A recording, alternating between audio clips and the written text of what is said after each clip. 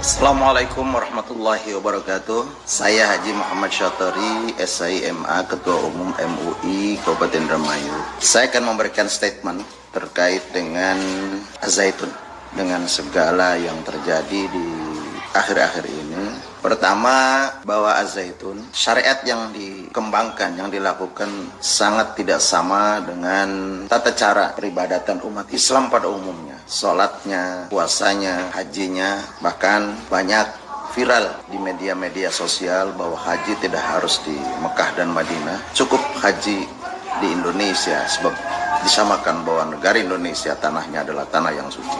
Itu sangat tidak sesuai sekali dengan syariat-syariat Islam pada umumnya. Yang kedua, kami menghimbau kepada seluruh masyarakat Indramayu khususnya, jangan ikut berpendidikan di Az-Zaitun. Sebab ketidaksamaan akidah, tidak ada kesamaan cara pandang dalam rangka beribadah, syariat-syariat yang dilakukan oleh mereka dengan alasan agar jangan sampai terjadi kontradiksi dengan masyarakat, dengan para orang tuanya dan sebagainya di Indramayu. Indramayu, daerah yang sudah tenang, jangan sampai diwarnai dengan hal-hal perbedaan yang tidak berarti. Assalamualaikum warahmatullahi wabarakatuh. Alhamdulillah, salatu wassalamu ala rasulillah, ma ba'd. Kaum muslimin yang dirahmati Allah subhanahu wa ta'ala, itu tadi video terbaru Ketua MUI Indramayu, yang alhamdulillah beliau masih istiqomah di atas statement beliau seperti di awal-awal ketika mulai viralnya sholat id yang nyeleneh di Al-Zaitun.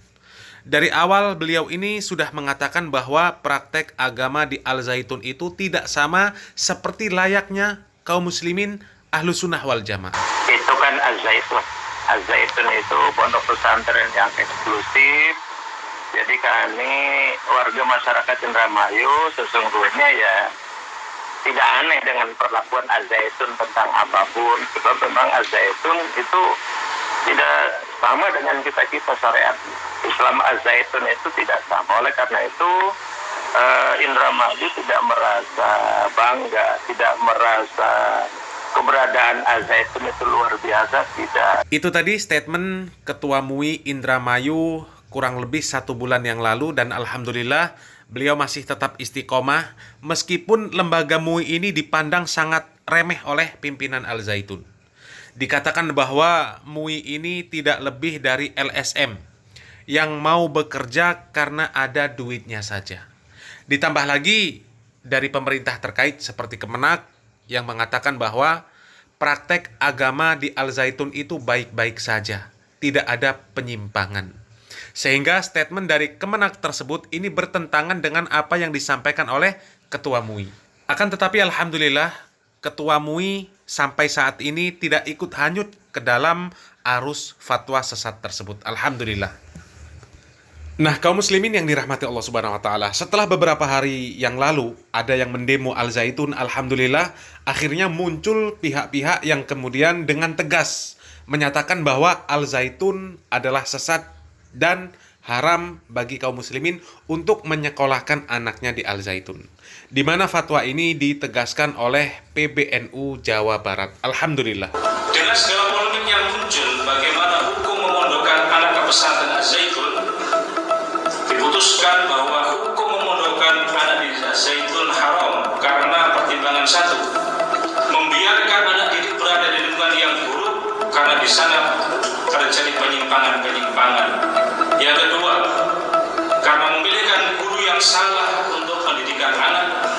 Yang ketiga, memperbanyak jumlah keanggotaan kelompok yang menyimpang. Karena kewajiban orang tua adalah memilihkan pesantren yang jelas sangat keilmuan serta masyhur kompetensinya di bidang agama. Itu tadi fatwa dari PBNU Jawa Barat yang dengan tegas mengatakan bahwa Al-Zaitun sesat dan haram bagi kaum muslimin untuk menyekolahkan anaknya di Al-Zaitun. Dan alhamdulillah akhirnya pemerintah Jawa Barat pun, pemerintah Provinsi Jawa Barat sepertinya mulai mengambil langkah yang serius untuk menangani konflik atau polemik di Al-Zaitun. Dikatakan oleh Wakil Gubernur Jawa Barat bahwasanya pemerintah Provinsi Jawa Barat akan mendatangkan 300 kiai yang nantinya akan memberikan kesimpulan tentang kesesatan Al-Zaitun. Apakah benar-benar sesat atau tidak? Dan mudah-mudahan para kiai nantinya bisa mengatakan kebenaran bahwasanya Al-Zaitun itu adalah memang sesat dan menyesatkan. Meskipun harus menghadapi kemungkinan-kemungkinan, menghadapi resiko-resiko ya, yang kemungkinan mereka harus hadapi. Kemungkinan mereka harus terima. Karena Al-Zaitun ini memang terlihat cukup pongah. Begitu sombong. Karena memang dikatakan ada orang-orang besar di balik Al-Zaitun.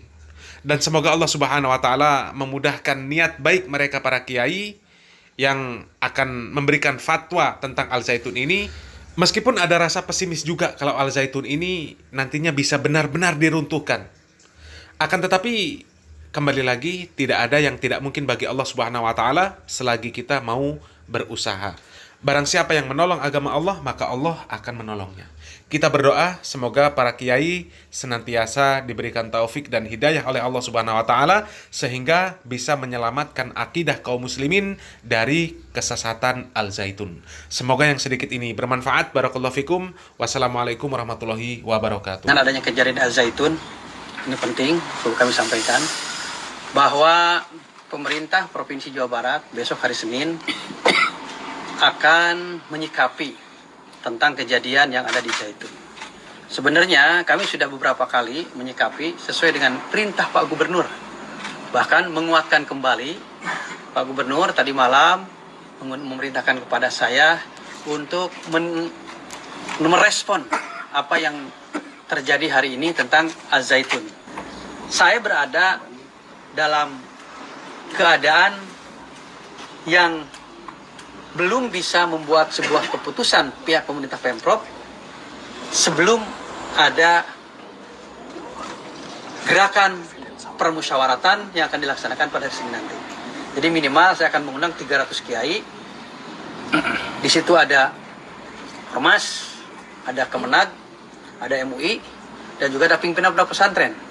Karena tidak semua pimpinan pondok pesantren, ulama, syekhul masaih masuk kepada pengurus MUI. Tidak semua masuk pada ormas. Ormas Islam maksud saya, bukan ormas kemasyarakatan. Nah, oleh karena itu, harapan kami tidak terulang lagi pengerahan massa kepada pondok pesantren, karena pondok pesantren juga kan nanti akan bergerak. Mereka juga tidak mau terjadi hal yang tidak diinginkan untuk menjaga citra dari pondok pesantren, dalam pesantren juga bergerak.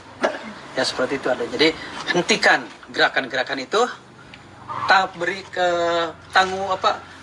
percayakan terhadap pemerintah. Pemerintah insya Allah akan sebijaksana mungkin, seadil mungkin, sesuai dengan norma yang ada dan sesuai dengan normatif yang ada. Jadi pemerintah membuat sebuah keputusan memakai 2 payung hukum.